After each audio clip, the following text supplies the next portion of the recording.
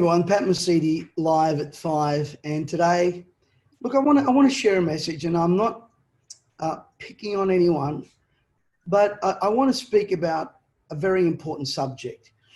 And if you remove this community from society, all hell's going to break loose. And just last night, someone sent me a document where the Premier of Victoria and the Victorian government, let me give you where they place churches in their area of importance, or their benchmark, or how they view the church. Here is where we sit.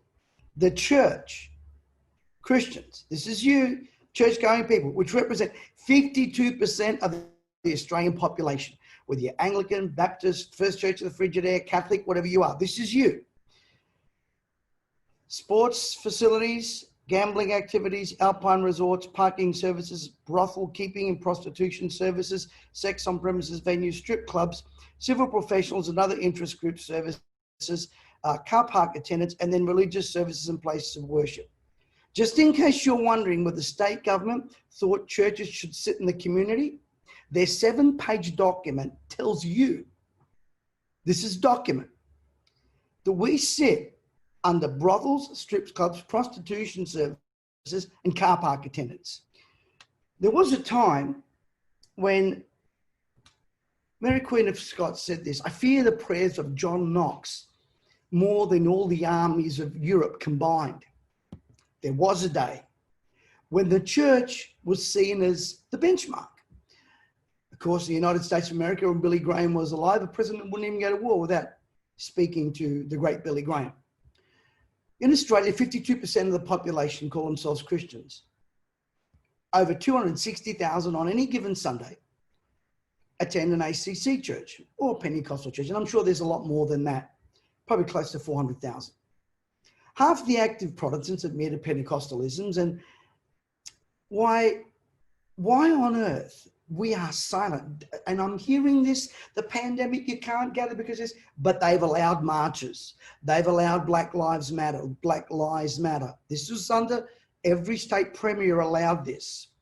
The football is allowed, but the churches must stay silent. And where I'm concerned is why the silence from my Christian pastor friends. And I'm hearing you. I don't know what it's going to take, bros. I don't want to take brothers. And here's who's hurting the most. Listen to me very carefully. Your young people, they're not able to gather. Now, I hear many of you, and I've heard the likes of, one prominent church in Atlanta. He got up and said, well, the church is just meeting in different venues. The word of the church means koinonia, fellowship. Listen to me very carefully.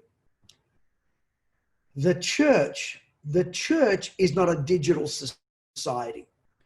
The church gets its rights from God, not government.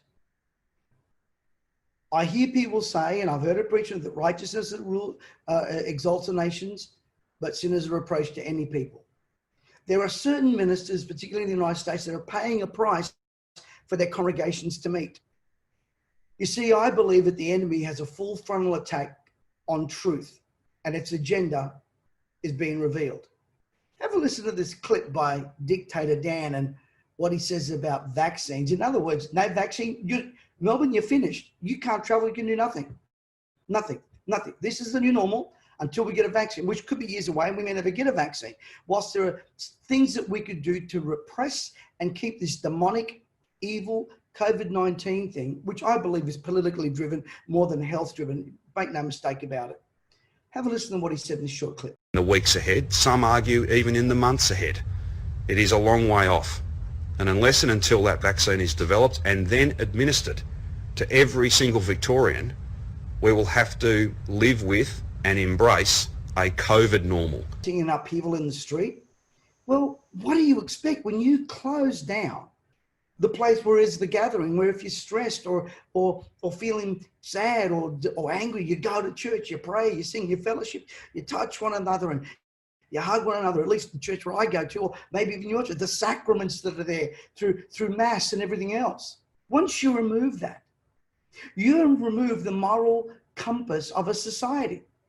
You see, when you've closed down churches, You've closed down the moral code and the connection of brotherhood. You see, I believe, and I want to read this because I'm reading from my script. The church is not a digital institution. You know, many churches today right now are doing very well financially, I might add, because of JobKeeper. What happens when that gets taken away? Come on, leaders. Come on, I want some of you to share this with your pastors. What's it going to take? A change in the tax ruling for you to speak up?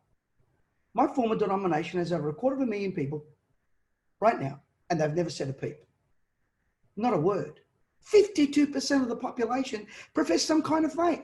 Where are our ministers and from Anglican, Baptist, Seventh-day Adventist? Where are you all? Have you been so duped? I'm not picking on you. Your congregations are waiting. The good book says, my sheep hear my voice. We are letting our people be ruled by wolves. And these messages that I'm hearing, there is no respect for the church. They don't fear the prayers of us any like Mary Queen of Scots did. When we are relegated to the level of car parking attendants and strip clubs, there was a time when you would go to the church or to the local minister. Civil society is built on the 10 Commandments. We had Easter taken away. We had Pentecost Sunday taken away. We've had important festivities taken away, but they can allow Black Lives to Matter. They can allow that to march. They can allow to riot and protest in the street. See, the government is trying to be God. In case you forgot, good book says, I am the Lord thy God. I will have no other gods before me. None. We are supposed to uphold the moral code. The gathering of the people is important. What does it say? And again, I know I'm here live and I'm doing a bit of a preach, but hear me. Please share this. It says, forsake not the fellowshipping of yourselves together, as is the habit of some. It speaks about on the first day of the week, you gathering. Now, you interpret what the first day of the week is. Some believe it's Saturday, some Sunday. I'm not going to squabble over that. The issue is the gathering.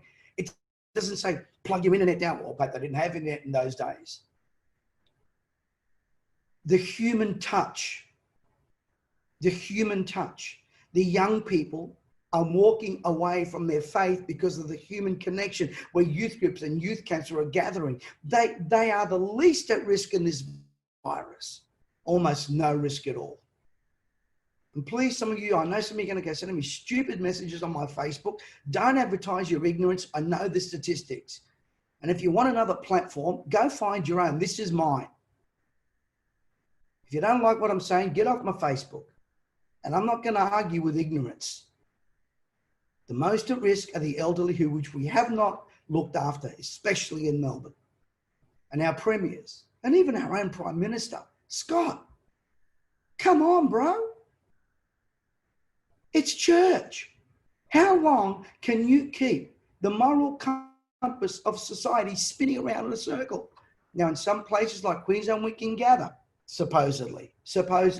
We are sitting under micro-tyranny. This is exactly what Stalin did. There were little Stalins everywhere. And right now, the World Health Organization, all the powers that be, they've got their little micro-tyranny groups in the guise of dodgy dictator Dan, the guy who can't even freaking get to a press conference on time. You don't respect time. You don't respect anything else about people, Dan. And that's a fact. A man that doesn't respect time respects nothing else. How the heck's he going to respect the church when he's been looked after by a Chinese regime who just recently burst into Christian people's homes in China, demanded they take pictures of Jesus down and put up the pictures of their demonized leader. Isn't it funny in this micro-tyranny? Dan Murphy, Bunnings, abortion clinics could be open, but not church. I'm telling you, stand up. Oh, Pat, they'll fine us. Let them fine us and arrest us in their thousands. So what? They're not going to cope.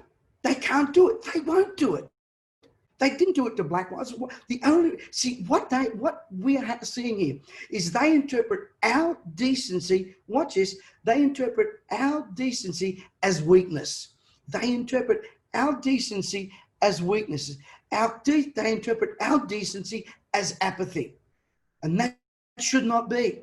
Our decency is not our apathy. Our decency should be what causes us to rise up. Who's going to help us with our young people? I have a teenage daughter that can't get the youth group, the pain those kids go through. I hear about it every Sunday. My own grandkids have got to do church online. Church was not meant to be that way. And now we've been relegated underneath strip clubs and car park attendants.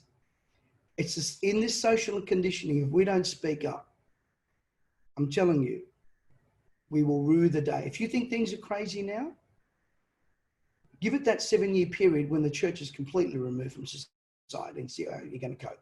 There is a period, and you all hear about it. I know you guys don't want to hear about it. A 7-year period called the Great Tribulation. And this is a test run.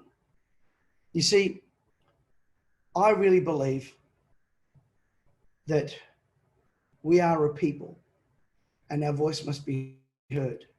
You know what? We've made our young people weak because we're not teaching them to endure and to speak up. You know, if anything scares young people today, what do? We've got a cancel culture now. Let's cancel it. Even in church, just don't speak about it. We're not standing up for what is true and what is just. If anything scares our young people, they scream out and throw up their hands. You're offending me. We remove it. Well, let me tell you, my Jesus has always been a rock of offense. If Jesus was around today, he'd probably have the smallest church.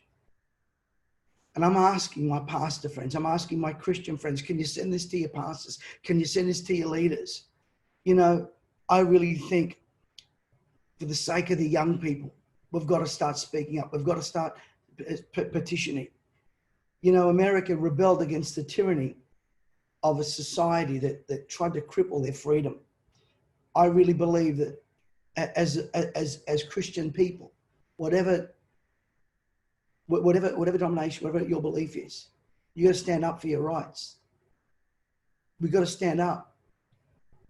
It starts with the church, but that, if they're going to take the church and take that away, they've got no problem taking away your business, taking away your family, taking away your rights.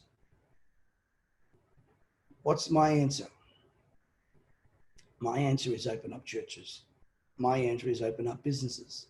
My answer is let's ask and lobby and get rid of these tyrannical, micromanaging leaders who are hell-bent on tyranny. And by the way, as far as Dan in Victoria, do you know, he has no answers. He has no answers. But because of an election, he's got to be seen to be doing something.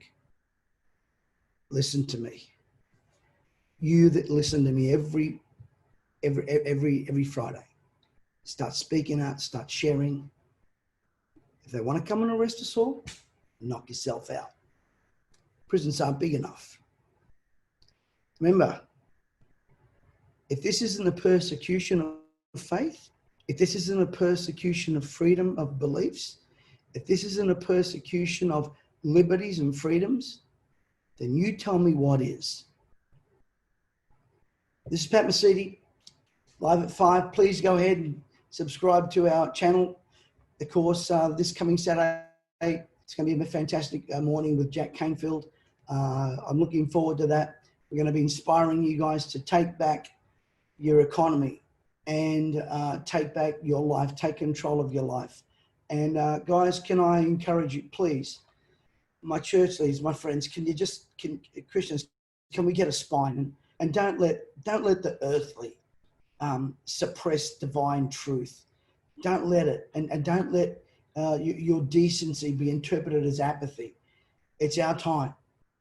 If we don't stand up now, when will we? This is Pat Mesiti. Yeah, prosperous.